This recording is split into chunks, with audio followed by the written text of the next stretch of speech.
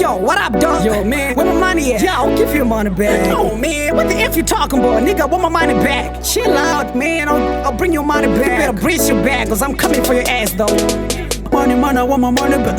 Why ain't you need to Uchitemba? You told me that you gotta pay back when you came to me. Man, chale. Rasma pouch, boy. I stop at times I'm going to pay my Kuvhara here, man. Capriska, Capriska. Good, you know. Reservoir. Magana gonna zuro kachele. I know what is your Margarito Jawan. Wait, who is talk about? Konanda days of Antipomo. Chief. I shall go. Naziga, who's up, Pepriaria? Tuketuga, Chaira. Oh, hero! Kakondazo, Chaira. I don't know what Dingo is or a panic. Skillful. I don't talk about Della got never gave away. I don't know about the track. Boys, I go. I do it. Big man. I see you dog.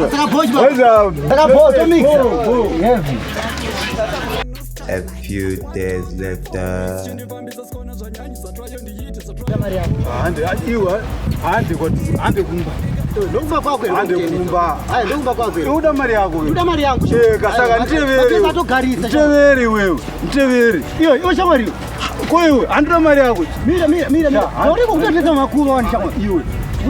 Chaukuda kwandirichi ndina mari yangu chete saka ukakuzoma kuvero zvokuti kwenda kupi zvine newe izvozvo alright hanzi kuti uzoronetsera mari uya kuno achama kuma kuva uya kuno iwewe chiko chikunetsa nda mari yako nda mari yangu chiri pa mari yangu alright iwe chimira kandite skillful yekuti wane mari yako andoisi mira panapa iwe mana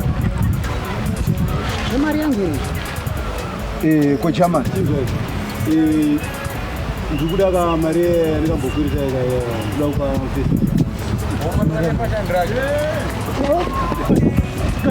urwenda kupi kwewe dzoka kautora mari yako. A few days later.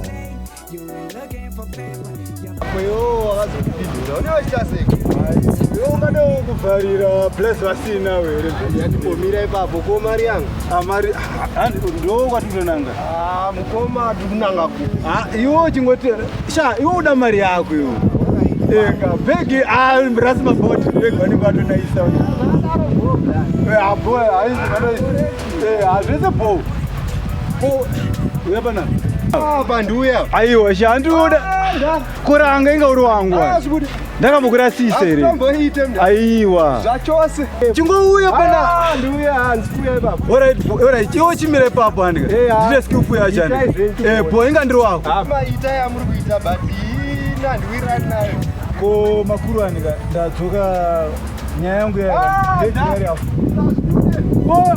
kumananga wekamtora bhegi koma mapushika. A few days later.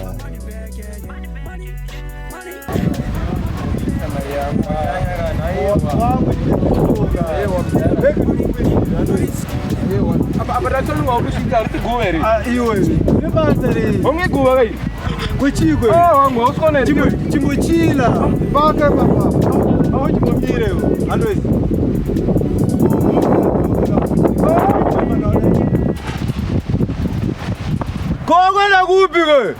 Wangu vanhu vachava so. Mari yaunogara uchingondinetsa mazuva ese une mari yako. Ndimbori mari yako ene ndine mari yako. Mari yacho iyo ndeyarini.